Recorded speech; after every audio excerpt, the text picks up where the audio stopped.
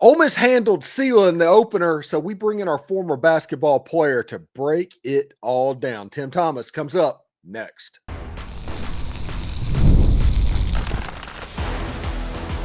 You are Locked On Ole Miss, your daily podcast on the Ole Miss Rebels. Part of the Locked On Podcast Network, your team every day. Welcome to the Locked On Ole Miss podcast. I'm your host, Steven Willis, a 10-year veteran member of the national media and a former Ole Miss staff member. We're going to bring in Ole Miss basketball player, former player, Tim Thomas, to talk a little bit of Ole Miss basketball hoops as the Rebels took down Sela on Monday before they go to they play Louisiana Monroe on Friday. Thanks for making Locked On Ole Miss your first listen. Please give us a like, subscribe, and comment on your way out. Check out a second listen on the network. Nearly every college and pro team is available. Today's episode is brought to you by FanDuel. Right now, new customers can bet just $5, and if that bet wins, you'll get $300 in bonus bets to use across the app. Download that app today. All right, so Tim, one of the things that I noticed, and this was my first introduction to this basketball team, the first time I saw Ilias play, first time AJ Storr was in an Ole Miss jersey, my first impression was there is an elite playmaker playing point guard at Ole Miss this year. Yeah, last time we talked, I act like he was a little bit like Pistol Pete. A lot of the old heads there, y'all remember Pistol Pete. He's not, like I said, he's not Pistol Pete. He's far from it, but he might could get there. But he's a showman kind of. He likes to do it around the back. He loves to throw lobs, and as you saw, he's a dynamic player, electric player, and as he goes, we go. Yeah, and once the outside shot starts going down for him, because against Sela, it didn't fall that much, but once that starts dropping, it just feels like he's going to be an effective player, especially having an AJ Storr and eventually a Travis Perry once he gets it all figured out. And down low, I know this probably warms your heart, but there looks to be some rebounding on this team. Yeah, James Scott, he had 9 rebounds, just had 6 points, but I think all 3 were lob flushes, so it was good to see. But the Corey Chess loves to rebound. Like we said, he's got to get better at rebounding. Beard made it real clear, if you want to play pro next year, you got to average 8 to 10 rebounds, and he got 4. He got 20 points, which was good. He's a player. I think Ron Slay of the SEC Now Network said, hey, he's my player of the year candidate. That's who I'm predicting to be over the whole league. He's predicting Malik Dia to be player of the year. So it's good to see the other people are seeing that. And he's got that great potential. But if he can get his rebounding margin of around 8 to 10, the pros will be looking at him real hard. Yeah, and it looks like Ole Miss got the Wisconsin version of AJ Storr, not the Kansas version of AJ Storr. I didn't know he could shoot a 3 like that. I don't know if he did or not, but he hit 4 out of 5, and it was really nice to see. And he's a smooth operator. I enjoy watching him. He's smooth. He ain't, real flashy, but he can take it to the hole. I think he can take it to the hole more than he has. I think you'll see that further on. He can, and that's what happened. We got started kind of bad. We didn't kind of jitters. First game jitters, and finally after like 10 minutes or so, we finally got going. Beard had him. He said, "Well, we can't shoot outside. We're not hitting a 3 right now. Let's take it to the hole." And that's what happened. We got fouled a lot, and we made our free throws. And then all of a sudden, a lot of the guys saw the free throw going in, and it happens. And we talked about Travis Perry. Love this kid. He's got all kind of potential. I believe he'll do well. I hope he does. He may have to start doing some of them fade backs like Kamardine. He may have to do some step backs like Badula last year, but he's a great shooter, great touch, great look of his shot. So we got to have him and Giffa, and I think Pinkins going to play a lot here soon. Yeah, Pinkins has that's the thing that I noticed. The ball was just soft hitting the rim from Patton Pinkins, which is almost a surefire thing of seeing somebody that can shoot the basketball, because it just looks like it easily gets there. Yeah, he's a really good player for a freshman. He played really well, came in, didn't act like a freshman. And Giffa, I just have to say, I'm really impressed with him. He had 12, I believe, and he knows how to handle himself. He was I think he was the lead scorer for High Point last year, and he come in and he didn't have any problems. He didn't have first game jitters or anything. He played really well. He plays defense. He's really up on the defense. Beard loves that. but he impressed me. So I'm thinking Travis is going to come through. I hope he does. But we got Giffen, we got Pinkins there can really fill in for him and Kamardine. So that's a good rotation. We got a good rotation in front and on the front end too. You got Malik Dia and you got James Scott and you got Corey Chess coming in and Augusta Cassia, I think. So all of them played well, and every one of them had like 4 to 6 rebounds. So that's good to see from what we've seen the last couple of years. Yeah, looking at that game, I think Ole Miss out-rebounded Southeast Louisiana 44-26, almost a 20-rebound edge. Ole Miss only turned the ball over 10 times. They were 7 for 22 from 3, but they started like 1 for 10 or something like that. Ole Miss ended up shooting 52% roughly, and they had 20 fouls on the game. You look at Sila's field goal percentage, that means they got D'd up. The 3 points for Sila happened pretty early on. I think it was 21-20 before Ole Miss went on a 17-0 run that essentially just slammed the door on that game. But after it was 21-20, Sila only scored 37 more points in the next 30 minutes of the ball game, and I think that's important to think about. Yeah, first thing I look at is the defensive.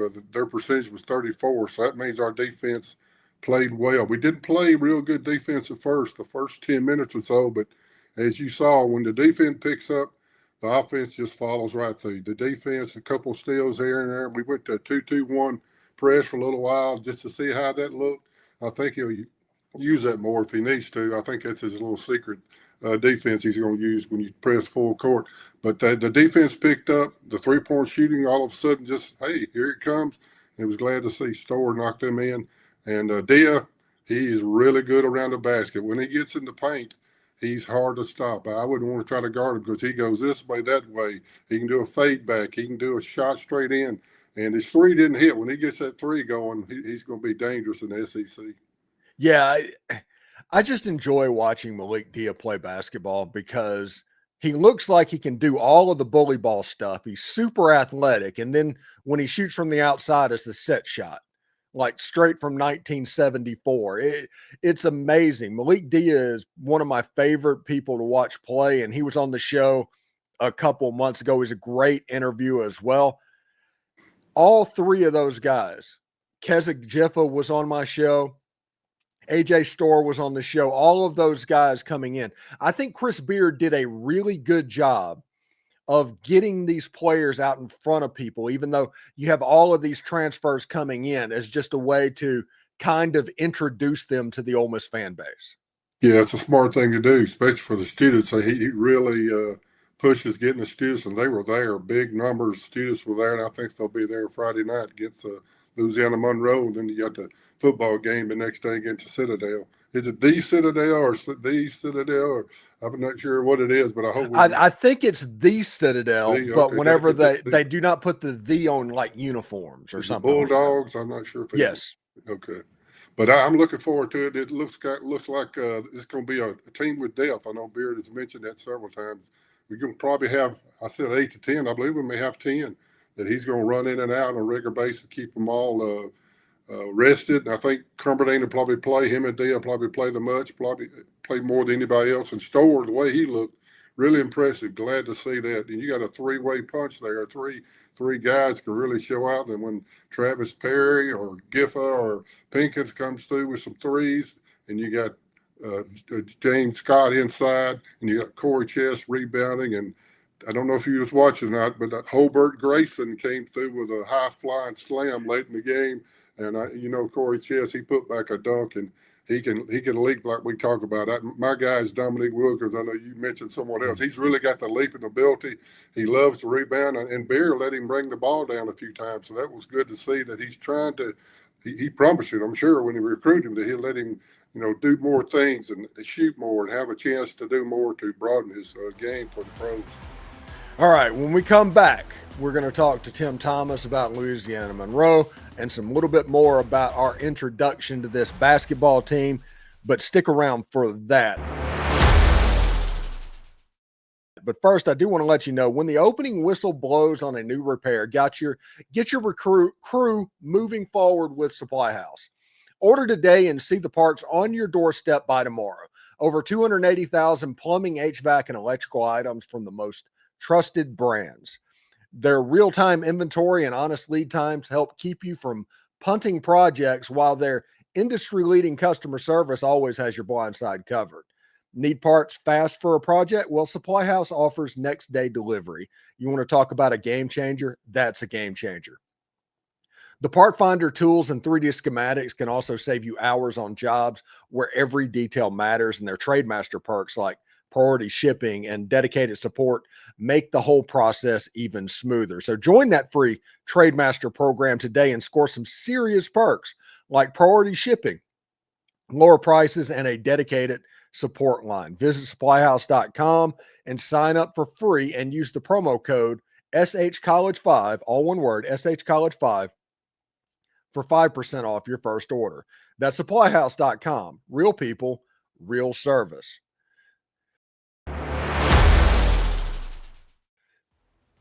Do us a favor and like and subscribe and comment to the video. Subscribe to the podcast on whichever audio podcatcher you're listening to. Give it a 5-star review. It costs absolutely nothing, but it helps keep all of this free. If you want more, join the Insiders program in the subtext link down below. No trolls, 14-day free trial, and the easiest way ever to cancel. So give it a try. And don't forget to check out a second listen on the network. Nearly every team, college or pro, is ready for you. So, Tim, up next will be the Louisiana Monroe Warhawks. Do we know anything about the Louisiana Monroe Warhawks? I looked it up a little bit. Not really worried about them very much. They got beat by Northern Illinois Monday by 20. Not a good sign for them. I think we'll do well. Shouldn't have a problem. Their coach is Phil Cunningham. Don't know much about him. I looked at his bio. Didn't really trigger anything in my memory. A couple of their leading players was Lewis and Hartman. They won, scored in the 20s, so I saw they were probably good players. But this portal, man, you don't know these guys. That's what Beard said in the press conference, post-press conference. How did he scout this team? You know, it's hard to scout these teams when, like Ole Miss, we had 8 new guys, so you can only look at what they did last year wherever they played. So that's how he scouted Steele. He scouted what they did last year to see what the guys, their tendencies and stuff. So it's a different game, different world. But I don't see any problem with that. We don't need to take them lightly, just like the football Rebels don't need to take Citadel lightly. We need to be ready and be one game with 1-0, 1 of 5. Yeah. Yeah. And also looking at, we got Louisiana Monroe on Friday. I think on Tuesday or something like that is Memphis, right? Yeah, Memphis, and then that Friday is the Tad Pad game, the throwback game. Yeah, Memphis, that'll be a good game. I think it'll be on probably SEC Network. A lot of these other games are on SEC Network Plus. I'm looking forward to the old Tad Pad game. It'll be the last time I understand they're going to tear it down, maybe do a parking lot. You heard that song, build a parking lot. And I think they paved over Paradise and built up a parking lot. I'm thinking, but with the housing issues they have, or I hear about it, I have a few friends that their kids go to Ole Miss, and there is an issue with housing, that might be eventually what they end up doing. But I think for now it's a parking lot. But I think that's going to happen start around 2026. But this is to be the last one. They're honoring Evans, and good to see him. I remember him. I think I told you my son Matthew went to one of his camps back in the day, and he's a good coach. He was the coach at Cal State Bakersfield here recently. He resigned. Rod Barnes. Rod Barnes. Yeah, thank you. Yeah, I said Evans. Yeah, Evans and Wellick's the two that they've already honored. But good to have him back. It'd be good. We're me and my wife and a friend of us is going down for the game, and it'll be good to see the old Tad Pad the last time. A lot of blood, sweat, and tears in that place. So it's going to be kind of sad, I guess, for a little bit, but the pavilion is too good to be true. It's a beautiful place, so they definitely upgraded. Yeah, I like the first time that they did the Tad Pad game. Last year was like, okay, whatever. And this one being the finale, it kind of feels like an opportunity to say goodbye to the old lady. Yeah. You know, it's your chance. Like I was in 97, I was a student at Ole Miss, and at the Ole Miss versus Kentucky game, whenever the court got stormed and Dick Vitale was there and all of that. there's so many great moments during that era when I was in school. So the Tad Pad will always have kind of a special place in my heart of what's going on. But you've got this brand new $100 million arena right down the road. I mean, you're going to be okay. I don't know why there's so much nostalgia for the Tad Pad whenever you have that down the road, but yet I have it. It's amazing. I think this is it, like you said, finale. I think Beard just wanted to do this. I knew he had some contacts with Evans, and he had Wellick and then Barnes, so I think he wanted to do that to honor them, to help recruiting, to help get more people in, alumni come back. So they invite all the players from all the way back. I think the Tad Pad started in '66, I remember, and it stopped in, was it 96 or no, 2016. That's when the pavilion started up. I got to be there for that first game, but it's going to be kind of sad, but I'm looking forward to it. I don't know much about Bakersfield. We'll find out, but this Memphis game Tuesday night should be real. They were, Penny Hardaway, they got a good team. I saw someone blitz them pretty good the other night, but we'll see. I think it's Arkansas beat them pretty bad. But we'll see how they stack up to us. But this game coming up Friday, Louisiana Monroe, don't see a problem. We'll see how it goes. But I'm looking forward to watching Ilias Kamardine anytime I can. Diaz looking good. Storr looking good. I'm hoping, like you said, Perry comes through and James Scott keeps doing his thing, doing the alley hoops. I like to see that. All right. When we come back, we will talk about that game against the Memphis Tigers with Tim Thomas, former Ole Miss basketball player, right here on the Locked On Ole Miss podcast. So stick around for that. All right, I do want to let you know the NBA is back, and there's no better place to get in on the action than with FanDuel. It's the official sports betting partner of the NBA. Even if you missed the start of the game or you want to ride the hot hand, FanDuel has live bets on everything from who will score next to fourth quarter comeback. So plus, you can combine your live bets into a same-game parlay for an even bigger payout. It keeps every game exciting, especially when your team's making that late push. Right now, FanDuel is giving new customers $300 in bonus bets when that first $5 bet hits. So head on over to FanDuel.com and sign up and play your game with FanDuel. FanDuel, the official sports betting partner of the NBA. All right, so Tim, Memphis next week. You said they got blitzed a little bit maybe by Arkansas. They're going to be a pretty good team. Is that game in Oxford or in Memphis? It's in Oxford, yeah. It's in Oxford. Okay, so it should be advantage Ole Miss, but the Memphis fans are going to travel well. That shade of blue will be up in the top of the arena like it is whenever they come play Ole Miss and Ole Miss plays Kentucky. Is that the game that we see Ole Miss kind of starting to get comfortable? Because that's the first big game. You have these, quote, preseason games against Sela and Louisiana Monroe. It gets real whenever Memphis comes to town, right? Yeah, could be. Yeah, they got notoriety from the years past. Cal was there for a while back in the day before we went to Kentucky. So they people will notice. All people all over the country notice when you play Memphis.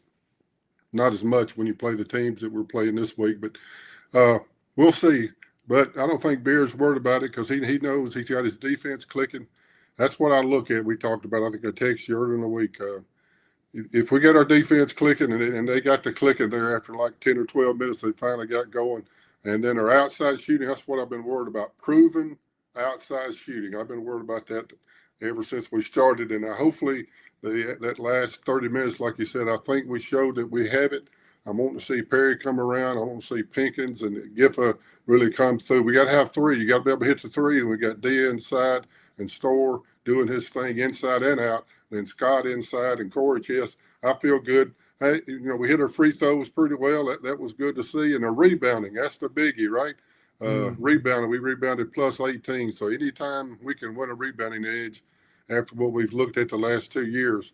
And how did we have – just think about it. We made it to Sweet 16 last year, and our rebounding was horrendous. Just be honest now. I'm really honest. We struggled. We really struggled with our rebounding. This year, if we can, be plus 8 or 10 every game, we'll win that game because rebounding is key.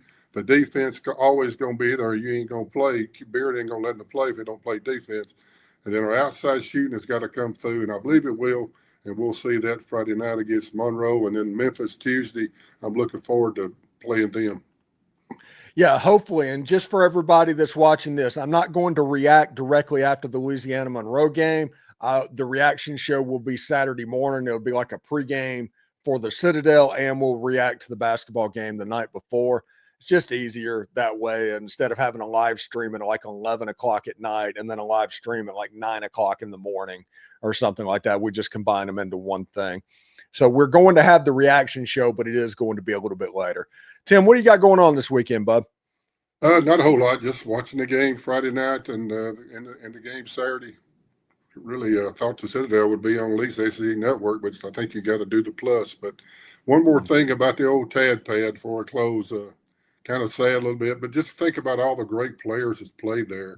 And Johnny Newman, you know, some of the older fellas know more than I do. I remember the guys I played with, John Stroud, Elsa Turner, Carlos Clark, and some of you remember Gerald Glass and Henderson, Marshall Henderson. You know, I think he was considered one of the better players. Who were some of the main players you remember? I remember Gerald Glass. I remember watching that game on whatever it was, JP Sports or something. Back in the day, it was Gerald Glass versus Chris Jackson, and both players scored over 50 points, almost won the game in like double overtime, 111 to 107 or something like that. I'll never forget that game. Marshall Henderson, that's a no-brainer there. I will remember Coach Calipari making jokes about squirrels in the locker room there towards the end. I will remember that always. And I will remember, Lee Hunt and Ed Murphy and Sean Murphy and those guys back in that time period. Joe Harvell is somebody that comes to mind instantly. All of this before AK and Rob Evans and that. Obviously, that era stands out. Justin Reed. Justin Reed was a great player. Justin Reed. Yeah. Aaron Harper was a great player. Was it David Simmons? No, that's Austin's dad. I'm not sure. Just think about the pro players. I played against Dale Ellis, Charles Barkley, Dominic Wilkins. They all played there. It's a great bunch of history. And I'm sad to see it go, but it's time. It's definitely everything has its time. I got one little memory. My senior year against LSU, we were pressing, and it just so happens they threw it to my guy, and I stole it, and I got to go and have a nice little dunk. I got a picture. I've sent it to Steven before. They put it in the Daily Mississippian the next day, Tippy Toes Thomas, because I had to get my timing right to get my dunk, so I cuffed the ball real good and slammed it down pretty good. I got a picture of it, which is awesome. I had 3 dunks in my whole college career, and I got 2 of them. 2 pictures of 2 of them. One of them was away somewhere off, but I stole the ball at half court on a press and tippy-toed down and slammed it. I cuffed it, which is good. And I really got up. So white man can't jump. So like Fred Flintstone bowling. That's what I'm picturing right now. I got you. I appreciate that. I got to send you that picture again. It looks pretty good. It looks impressive even to me at 65. So, hey, and also, goodbye to the Tad Pad, the memory. It is a spaceship with a chimney. Yeah, true. And it'll be really, it'll kind of be a sad day whenever they finally tear the old girl down. So anyway, Tim, thank you very much for coming on, and I will talk to you next week after the Ole Miss Memphis game. All right, sounds good. Hotty Toddy. Hotty Toddy. All right, thank you for making the Locked On Ole Miss podcast your go-to source for Ole Miss sports. We pride ourselves in offering the most comprehensive perspectives, which is why we're the front door of Ole Miss. Don't forget to subscribe, like, and comment. It helps the show, and it's absolutely free. Your support means the world to us. And another big moment for college football fans, Locked On Fire TV. They're presenting College Football Kickoff, your ultimate college football weekly preview. Drake Toll of Locked On Big 12 leads the conversation, a longtime 2-time AP Coach of the Year. Gary Patterson, former college star Jesse Holley, and Locked On's local experts. A college football preview only Locked On can do. Catch College Football Kickoff every Thursday throughout the season, only on Fire TV. Hotty Toddy, everybody. And remember, analytics is just the old English word that means bad football. We'll see you later.